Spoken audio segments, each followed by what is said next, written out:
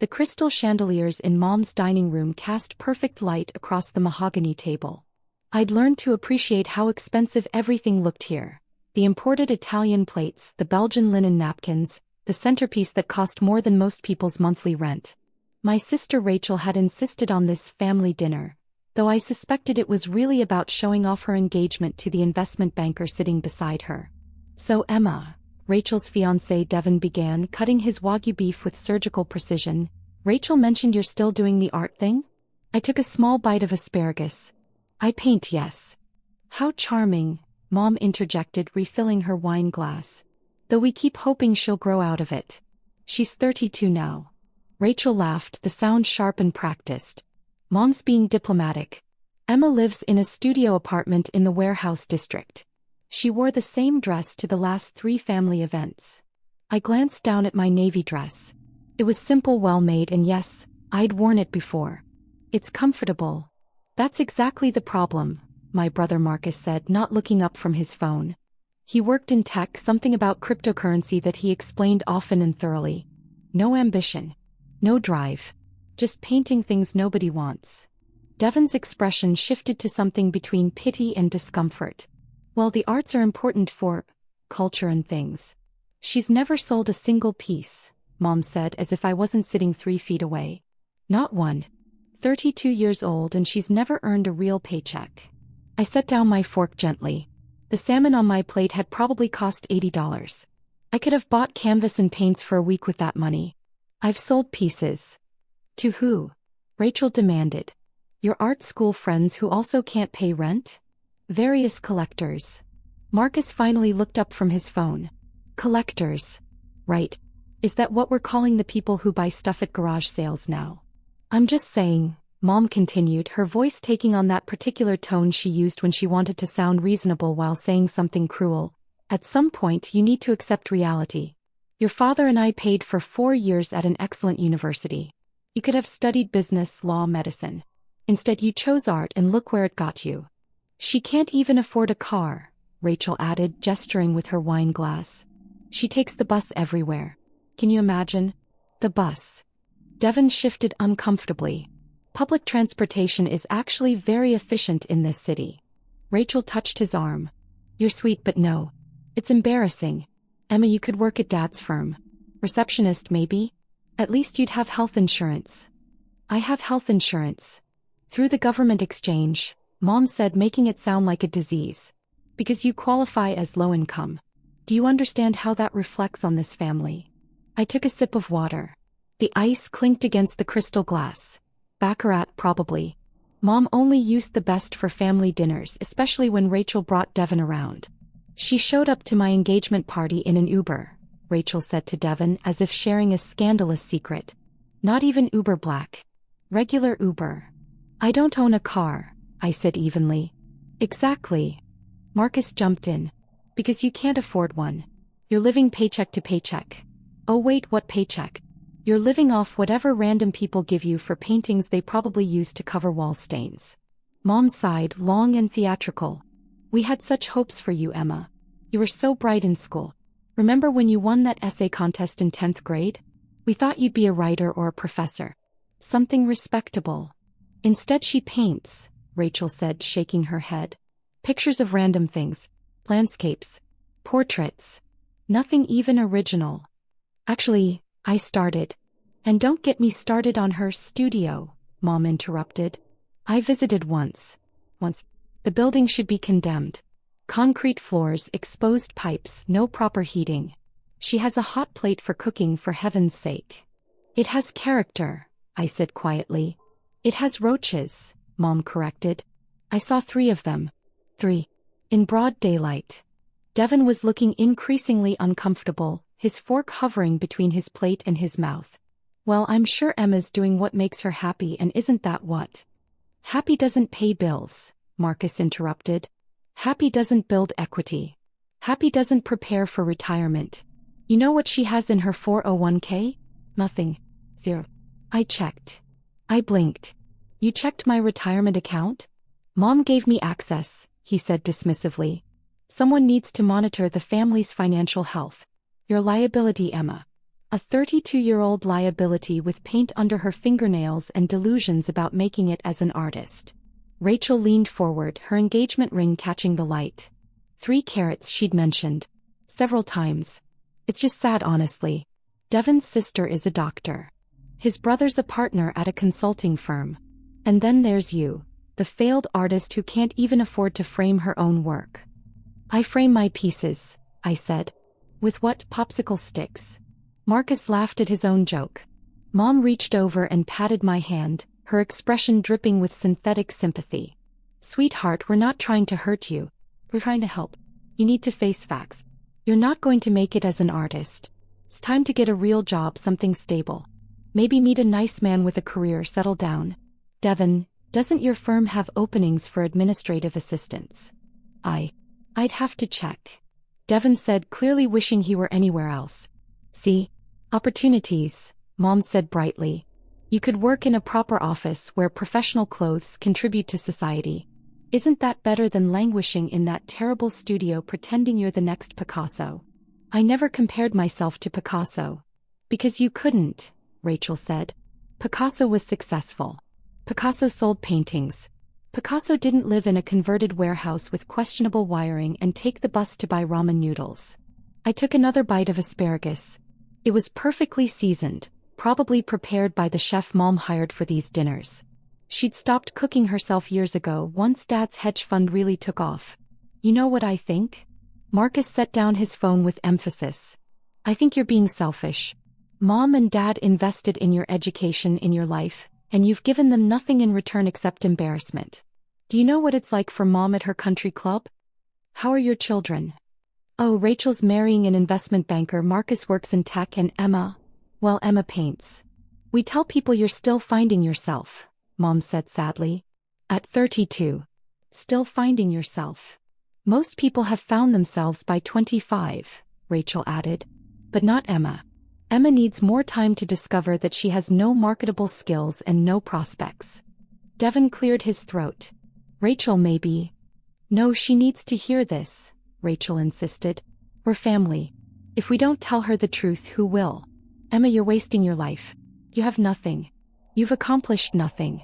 You're going nowhere. I'm content with my work, I said. Content, Mom repeated, making the word sound poisonous. Content with failure. Content with poverty. Content with being a disappointment. Do you even have any paintings in galleries? Marcus demanded. Real galleries, not some coffee shop that lets anyone hang their stuff? I've shown in galleries. Which ones? I took a sip of water. Exactly, he said triumphantly. She can't even name them because they don't exist. Or they're so small and pathetic they're not worth mentioning. Rachel turned to Devon with an apologetic smile. I'm sorry you have to see this. Emma brings down every family gathering.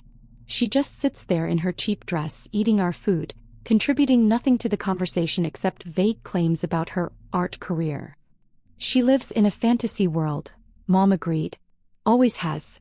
Even as a child, she was drawing instead of studying, painting instead of networking. We tried to guide her, but she was stubborn. Delusional, Marcus corrected. The word is delusional. She thinks she's going to wake up one day and magically be successful without putting in any real work. I work every day, I said quietly. Painting isn't work, Rachel snapped. Work is what Devon does, managing millions in investments. Work is what Marcus does, developing actual technology. Work is what I do, running marketing campaigns for Fortune 500 companies. What you do is a hobby that you've convinced yourself is a career. The servers came to clear our plates. They moved silently, efficiently, probably grateful they didn't have to participate in the conversation. I wondered if they recognized the cruelty in how my family spoke, or if they'd simply learned to tune out wealthy people's dinner conversations. Dessert will be ready in a moment, Mom announced. I had the chef prepare creme brulee. Emma, you'll love it, though I suppose you never get to eat things like this in your apartment. I cook for myself. On a hot plate, Marcus said. Like a college student. A 32-year-old college student who never graduated into real life. Devon's phone buzzed.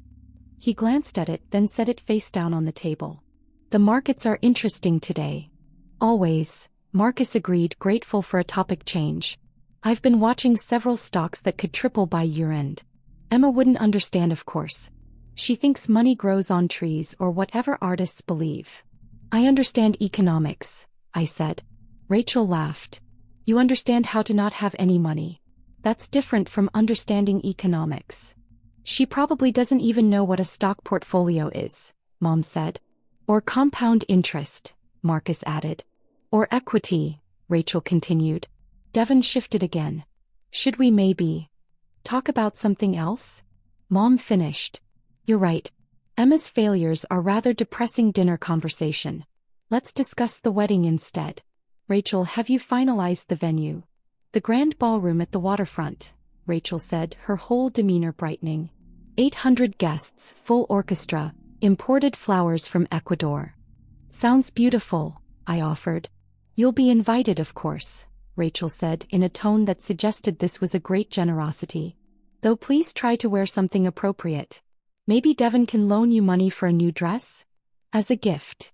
That's not necessary, I said. It really is, Mom insisted. You can't wear navy blue again. People will talk. They already talk enough about our family having a struggling artist. Speaking of struggling, Marcus said, scrolling on his phone again. Emma, when's the last time you had a real sale? And I mean real, not $50 from someone who felt sorry for you. I sell regularly. To who? Rachel demanded. Name one person. My collectors prefer privacy. Marcus snorted. Collectors. Sure. Your imaginary collectors with their imaginary money buying your imaginary valuable art. You know what's really sad? Mom said, her voice dripping with false sympathy. Emma actually believes she's successful. She actually thinks she's accomplishing something in that awful studio, painting away her life. It's almost sweet in a tragic sort of way. It's pathetic, Rachel corrected. Let's call it what it is. Pathetic. The servers returned with the crème brûlée, placing the ramekins carefully in front of each person. The caramelized sugar tops crackled under the light.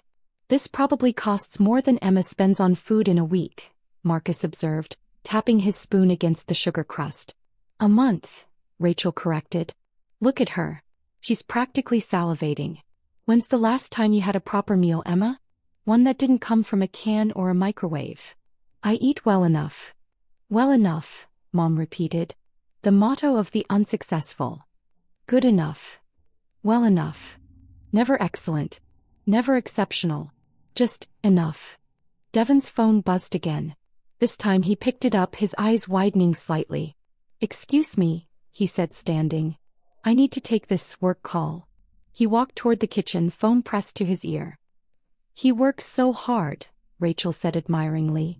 That's what real dedication looks like, Emma. Not playing with paints all day. I don't play. You do, Marcus interrupted. You play pretend. Pretend artist. Pretend career. Pretend life. Mom took a delicate bite of her dessert. I used to tell my friends you were taking time to find yourself. Now I just tell them you're still figuring things out. At some point, though, I'll run out of euphemisms for failure. Maybe just tell them I'm an artist, I suggested.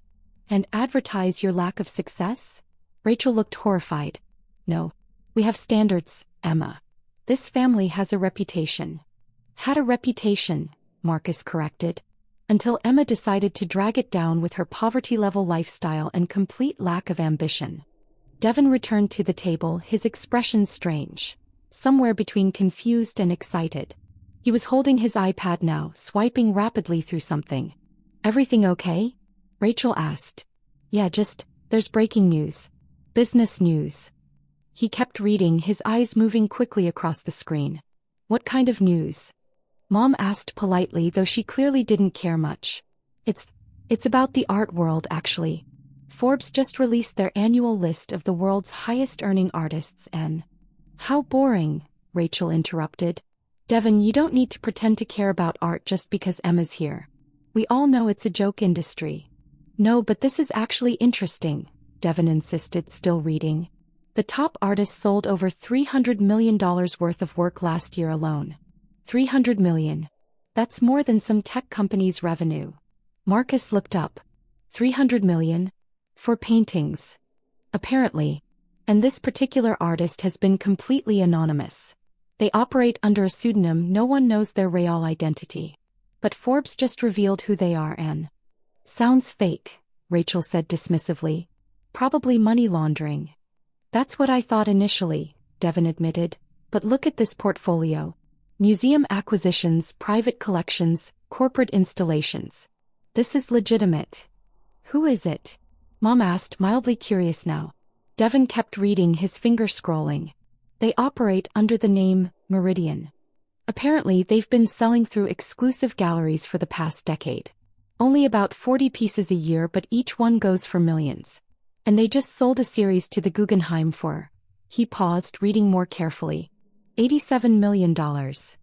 For paintings. Marcus sounded skeptical.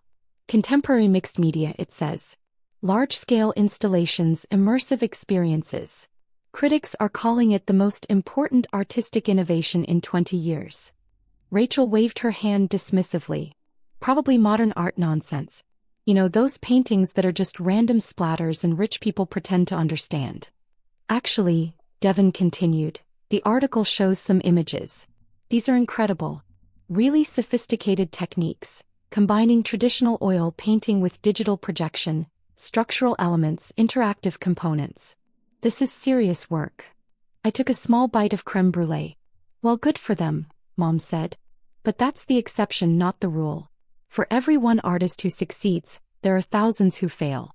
Like Emma. Exactly, Rachel agreed.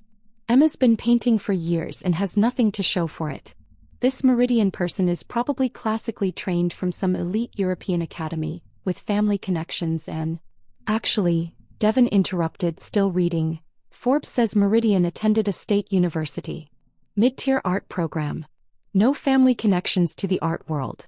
Started selling from a small studio in an industrial district. The table went quiet for a moment. Lucky break then, Marcus said firmly. Right place, right time. Probably knew someone. The article specifically addresses that, Devon said, his voice taking on an odd quality. Says Meridian built their career systematically. Started with smaller galleries, built a reputation through quality and consistency, gradually increased prices as demand grew. Very strategic approach. Where does this person live? Mom asked. Devon scrolled. Doesn't say exactly. Just mentions they maintain a private studio in an undisclosed location and avoid all publicity. No interviews, no public appearances. The work speaks for itself, apparently. Pretentious, Rachel declared. Typical artist ego. Or smart, Devon countered. The mystery adds value. Every collector wants to own a piece by the anonymous genius.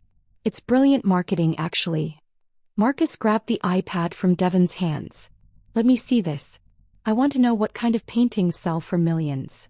He started scrolling through images, his expression shifting from skepticism to something else. Maybe surprise, maybe recognition. He zoomed in on one particular image, then another. What? Rachel demanded. What's that face? These paintings, Marcus said slowly. These techniques. I've seen. No, that's impossible. What's impossible? Mom leaned over to look. Marcus held up the iPad, showing a Forbes photograph of one of Meridian's pieces. A massive canvas combining oil painting with subtle metallic elements, creating depth and movement. The caption read, Meridian's signature style. Classical technique meeting contemporary innovation. Emma, Marcus said, his voice strange. Emma, this painting. This specific technique with the metallic layering. I've seen you do this. I set down my spoon carefully. Don't be ridiculous, Rachel said. Emma can barely afford paint, let alone. No, I'm serious. Marcus was scrolling faster now, pulling up more images. Look at this one. That brushwork. That color theory. Emma, you have paintings with exactly this style. Lots of artists use similar techniques, I said quietly. Not like this, Marcus insisted. He was fully focused now, his tech bro smugness replaced by something intense and analytical. These aren't similar. These are identical.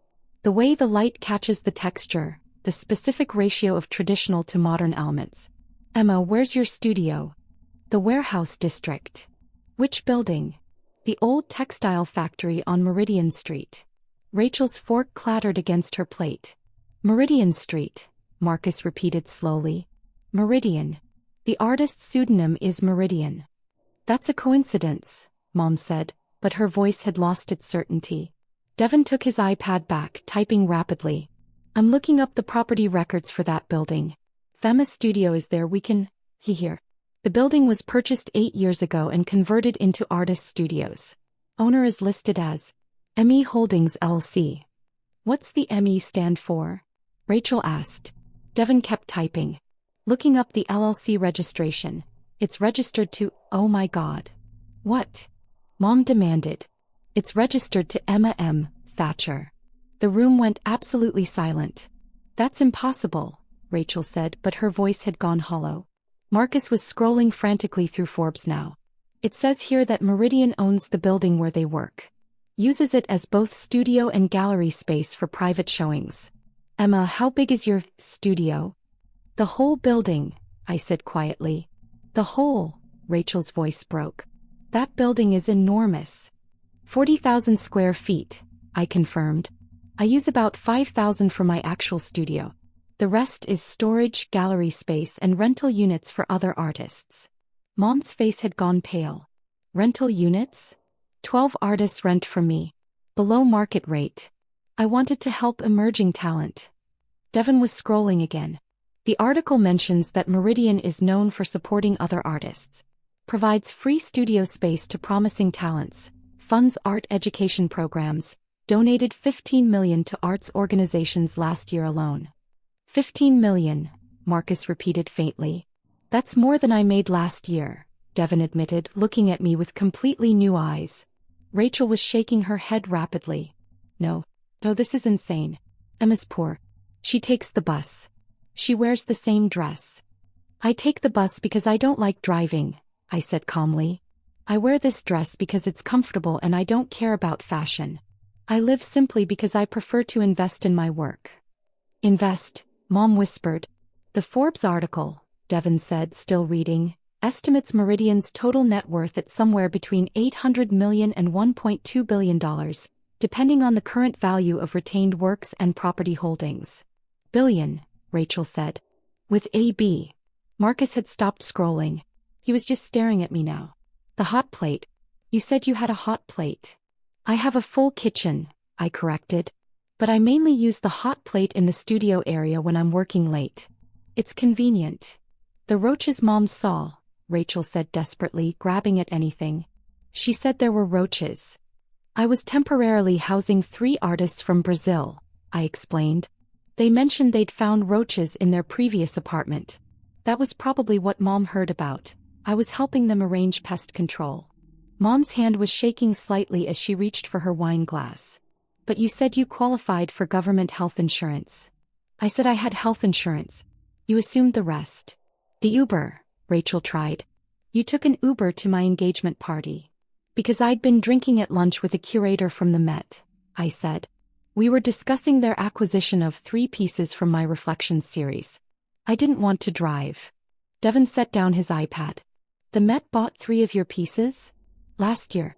For about $12 million each. The number hung in the air. But you never said, Mom began. You never asked, I said simply. You assumed. All of you assumed. I'm 32, I paint, I live in the warehouse district, therefore I must be a failure. Marcus was pulling up something else on his phone now, his fingers moving rapidly. I'm looking at your building's property value. Emma, this building is worth $42 million. You own it outright. No mortgage. I paid cash, I confirmed. With what money? Rachel demanded. With the money I made from selling paintings. That's how purchases generally work. Devon was looking at me like he'd never seen me before. You've sold over $300 million worth of art in the last year alone. Why didn't you ever mention this? Would you have believed me? I asked. 2 months ago at Rachel's birthday party, I tried to tell Mom about the Guggenheim acquisition. She cut me off and started talking about how I needed to find a husband with a stable income. Mom's face had gone from pale to flushed. I didn't know you were being serious. I'm always serious about my work, I said. But you all decided long ago that my work wasn't serious, so nothing I said about it mattered. Marcus was scrolling through article after article now, his expression growing more stunned with each one. There are dozens of articles about Meridian's work. Interviews with collectors, analysis from critics, museum exhibition announcements. Emma, you're famous. In certain circles. Certain circles? Devon repeated. You're in Forbes' top 50 most financially successful artists alive. You're above people who've been working for 40 years. I've been working for 12 years, I corrected. Since I graduated college. Rachel's voice came out small and broken. But you wore the same dress 3 times. I own 12 dresses, I said. I rotate through them. This one's comfortable for sitting. The navy hides paint stains well. Paint stains, Mom repeated numbly. From work. Which, as we've established, is actually work. The servers returned, moving to clear the dessert plates. One of them, a young woman, paused when she saw Devon's iPad screen. Oh my God, is that about Meridian? I love Meridian's work. I've been following them for years. The waiting list to buy a piece is like 3 years long. 5 years, I corrected gently. I increased it last month. The server looked at me, then at the iPad, then back at me. Her eyes went wide. Oh my God. Oh my God. You're Meridian. That's not public information yet, I said quietly. I won't tell anyone, I promise. She was practically vibrating with excitement. Your Fragments series changed my life. I'm saving up to take art classes because of your work. The way you combine traditional techniques with contemporary materials. It's revolutionary. Thank you, I said. That means a lot. She hurried away, glancing back twice, clearly desperate to text someone but holding herself back. Revolutionary, Marcus said flatly. Your work is revolutionary. Some critics say that. The New York Times says that, Devon corrected, reading from his iPad. Right here. Meridian's work represents the most significant evolution in contemporary art since the abstract expressionists. A revolutionary voice for a new generation. Rachel had tears in her eyes now, but they weren't sad tears. They were the tears of someone whose entire worldview had just shattered. You sat there and let us call you a failure. You called me a failure, I said calmly. I never agreed with you. But you didn't correct us. Would you have listened? Or would you have assumed I was delusional, lying, or exaggerating? The silence was answer enough. Mom's hands were shaking as she reached for her wine glass, drained it, and immediately refilled it. Emma, sweetheart, I think there's been a terrible misunderstanding. No misunderstanding, I said. You understood perfectly. You understood that I paint, that I live simply, that I prioritize my work over material displays of wealth. You just drew the wrong conclusions about what that meant. Marcus was still on his phone and his face had gone gray. Emma, I need to ask you something. Do you have any investments? Stock portfolio? Anything like that? Why? Because I just remembered. 6 years ago you asked me about investing. You said you had some money saved and wanted advice. I told you to just put it in a basic index fund because you probably didn't have enough to make real investments worthwhile. I remember. How much money did you have saved? At that point, about 20 million. Marcus dropped his phone. It clattered on the table face up, showing a Forbes article titled Meridian, the anonymous billionaire artist who changed contemporary art forever. 20 million, he repeated. And I told you to put it in an index fund. I did actually. About 5 million of it. The rest I invested in real estate and art acquisitions. Some I donated. The index fund has done quite well though. Devon was reading rapidly. According to this, you own 3 other properties besides your studio building. A warehouse in Brooklyn, a converted church in Portland, and a... Emma, do you own an entire block in downtown Chicago? Just the old factory buildings. 6 structures. I'm converting them into affordable studio spaces for artists. The estimated value of those properties combined is... Devon paused, calculating. Emma, you have over 200 million in real estate alone. It's an investment, I said simply. Real estate in arts districts tends to appreciate, and I get to support the arts community at the same time. Rachel was crying openly now. I called you poor. I called you a failure. I said you waste your time. You did.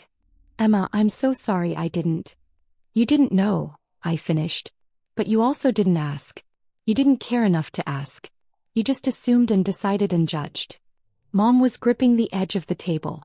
Sweetheart, we can fix this. We can start over. You can come to the country club, meet my friends. And tell them what? I asked. That your daughter, the failed artist, turned out to be wildly successful? That you've been embarrassed by someone who was never actually embarrassing. We'll tell them we were protecting your privacy, Mom said desperately. That we knew all along but wanted to keep it quiet until the Forbes reveal. But you didn't know, I pointed out. And I'm not interested in your country club friends knowing anything about me. Marcus had picked up his phone again. Emma, I need to apologize. Seriously. I've been an absolute ass to you for years. If you'd known, you'd have treated me differently, I said. Which is exactly the problem. Your respect was conditional on my financial success. That tells me everything I need to know. That's not fair, he protested weakly. Isn't it? Devon cleared his throat. Emma, I just want to say I think your work is incredible. Even before knowing who you were, I've admired Meridian's pieces. There's one in the lobby of my firm's building, the Convergence series piece. I walk past it every day. You own that piece, I said. Or rather, your firm does. They purchased it for $23 million 3 years ago. It's appreciated since then. Current estimated value is around $40 million. He blinked. We paid $23 million for a painting? For a large-scale installation. 12 by 20 feet mixed media interactive light elements. Your managing partners thought it made a statement about forward-thinking investment strategies. It does, he agreed. Stunning. I just never connected it to you. Most people don't. That's by design. Rachel wiped her eyes. Emma, please, can we start over? I know I've been horrible, but we're family. You're my sister. I want you at my wedding, really at my wedding, not just invited out of obligation. I am your sister, I agreed. But starting over means you'd have to actually respect me regardless of my income. Can you do that? Rachel opened her mouth, then closed it. I thought so, I said softly. Mom was pulling out her phone now, typing frantically. I need to call Barbara. And Christine. They're going to die when they find out. No.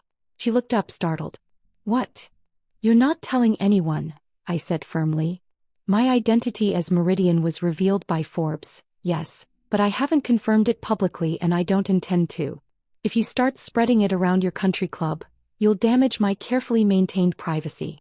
And if that happens, I'll make it very clear to everyone that my family has spent years dismissing and belittling my career. You wouldn't, Mom whispered. I would. Forbes already asked if I wanted to comment on my family's reaction to my success. I declined. But if you force my hand, I'll give them an interview. Marcus looked sick. Emma, that would destroy Mom's social standing. Yes, I agreed. It would. So I suggest you all learn to keep this information private, respect my wishes, and maybe, just maybe, consider that someone's worth isn't determined by how much they're willing to advertise their success. The dining room had gone silent except for the quiet sound of Devon scrolling through more articles. There's something else, he said quietly. The Forbes article mentions that Meridian is planning a retrospective exhibition at the Museum of Modern Art. Opening in 3 months. It says tickets sold out in 45 minutes. 42 minutes, I corrected. And there's going to be a reveal event, where you publicly confirm your identity as Meridian, speak about your process, maybe show your studio. That's the plan. Rachel's voice was very small. Were you going to invite us? I was going to send formal invitations, I said. Like everyone else on the guest list. Whether you deserved personal invitations was something I was still deciding. And now? Mom asked desperately. I looked around the table, at Mom's desperate expression, Rachel's tears, Marcus's gray face, Devon's careful neutrality. Now I think you understand what you've spent years not understanding. The question is whether you learned anything from it. Marcus set down his phone carefully. Emma, I'm sorry. Really, genuinely sorry. Not because you're successful, but because I should have respected your choices regardless. You were pursuing what you loved and I mocked you for it. That was wrong. Yes, I agreed. It was. Can I ask, he hesitated. Can I ask why you never told us? Just said, I'm Meridian, here's proof, stop treating me like this. Because I wanted to see who you really were, I said simply. When you thought I had nothing, you showed me exactly how you valued family versus status. Now I know. Mom was crying now, quiet tears running down her carefully made-up face. Emma, I'm your mother. I love you. Do you? I asked. Or do you love the idea of telling your friends that your daughter is a world-renowned artist? Because 2 hours ago, you loved me enough to call me a disappointment and suggest I give up on my dreams. I didn't mean. You meant every word, I interrupted gently. And that's okay. It hurt, but it was honest. Now I'm being honest with you. You're my family and I'll always be your daughter. But respect isn't automatic anymore. You'll have to earn it back. Devon's phone buzzed. He glanced at it and his expression shifted. It's my managing partner. He wants to know if I can confirm that my fiancé's sister is Meridian. He looked at Rachel. Should I? No, I said before Rachel could answer. Tell him you're not at liberty to discuss my private information. But this could be huge for the firm, Devon protested. Having a connection to an artist of your caliber is not something you're going to exploit, I finished. Unless you'd like me to contact your managing partners and explain that you're attempting to use a family connection for business advantage without my consent. He put his phone down immediately. Right.